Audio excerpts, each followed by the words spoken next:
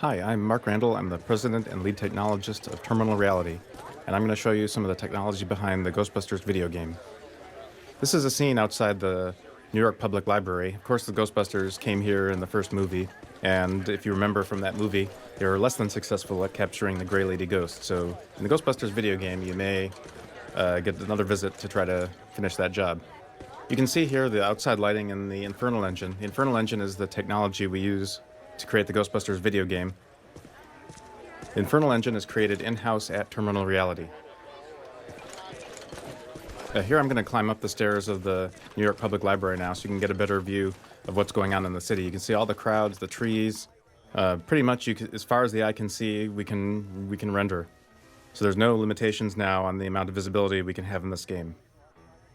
I'm going to go inside here now so you can see, look at some of the indoor lighting. Notice that there was a smooth transition from inside to outside. You can see the light glows coming through, light rays. I'm going to walk up the stairs now and show you the proton beam. Of course, it wouldn't be a Ghostbusters game without the proton beam. Anything you shoot in the Ghostbusters game will react to where I actually hit it. In this case, I sliced a statue purely in half where I shot. You can really see a good look now at the environment. The outside is still there. You can really get a good idea now of what radiosity lighting looks like. Radiosity lighting, we also have real-time lighting too. Radiosity lighting is when we take lights that are baked into the scene and we ray trace what happens. So lights are bounced from light to surface until we get a really realistic looking picture. So this is the reading room of the New York Public Library. It's filled with about 2,000 physics objects. Now this is not going to be a good demo if I just go around and kind of shoot them. That'd be kind of boring. So I'm going to do a few things to make this a little bit more exciting. So I'm going to walk over here and put on a few triggers. And this is going to drop 30 and now another 20 ragdolls into the environment. So we have 50 ragdolls in the environment. Now it'll be a little bit more fun to blow this stuff up. What this is showing off is it's showing off the real delicate interactions between ragdolls and surfaces in the Infernal Engine. The physics are really stable, as you can see. You have really delicate interactions. I can blow something up and things go flying realistically. Of course, Ghostbusters is a family game. It's going to be teen rated, and there aren't going to be dead bodies in the game, but you can get a good idea of what the physics engine is capable of. So let me drop a car into the environment now and demonstrate one of the new pieces of equipment you'll have in the Ghostbusters video game. This is called the slime tether. What the slime tether does is it enables you to manipulate objects in your environment. So yeah, it's great to have all this physics in your game, but if you can't do something with it, then what's the point? So in the Ghostbusters video game, we take physics to the next level, and we actually have you solve physical puzzles in the environment by using the slime tether and other items in the environment to be able to move things out of the way, open doors, what have you, to continue your progress in the video game. So physics gameplay is what we're trying to achieve here. Of course, this is just a demonstration of the technology, but you can get an idea of what we're trying to achieve in this game.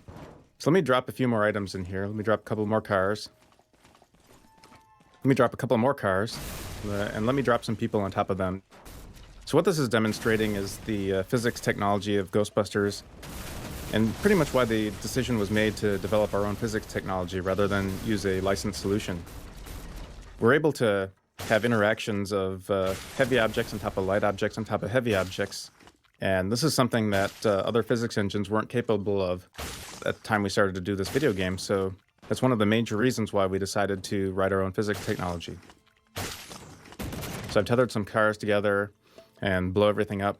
So when we started this, we had 2,000 objects in the environment. Now we have 4,000 objects. So you can see everything's still here, nothing's disappeared, everything's destructible. I'm going to take out the Meson Collider. It's one of the most powerful pieces of equipment you'll use in the Ghostbusters video game. Now just go to town on some of these objects.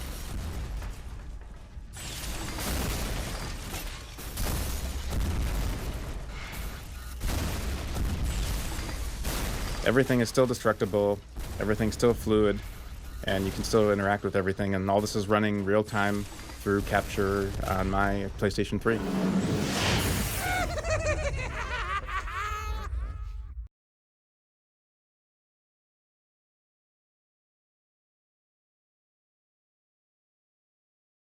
This is Mark Randall. I'm the president and lead technologist of Terminal Reality. This is a physics demonstration of the capabilities of the Infernal Engine. Infernal Engine is capable of simulating hundreds, if not thousands, of physics objects simultaneously.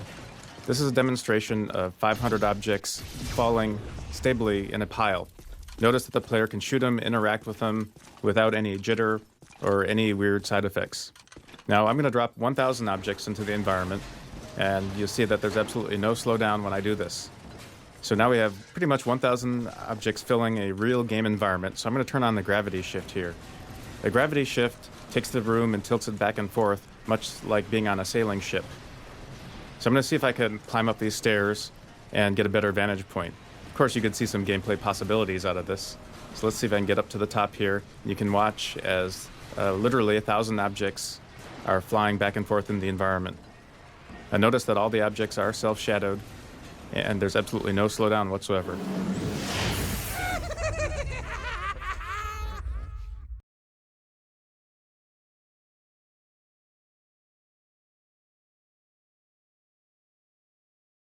Hi, I'm Mark Randall. I'm the president and lead technologist of Terminal Reality, and I'm going to show you some of the technology behind the Ghostbusters video game. What I'm going to demonstrate now is the crowd technology in the video game Ghostbusters. You'll see a couple stone angels will bust through the doors of the church. They grabbed a few people and are flying off in the air, and that has caused a mass panic. So now we are seeing people, we have 200 people here currently running out of the church in what we call a herding algorithm.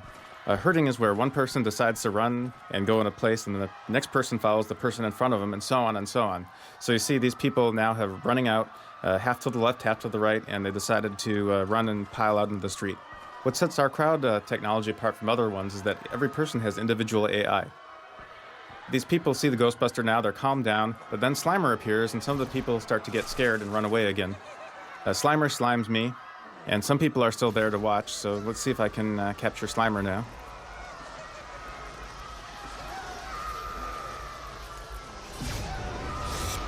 Alright, I got him caught in my proton beam. Let me slime him on the ground to stun him, throw out my trap, and let's see if we can reel him in.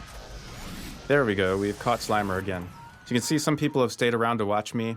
Let's see if we can create more destruction in the environment and get the rest of the people to run out and run away, scared of that megawatt proton beam strapped upon my back.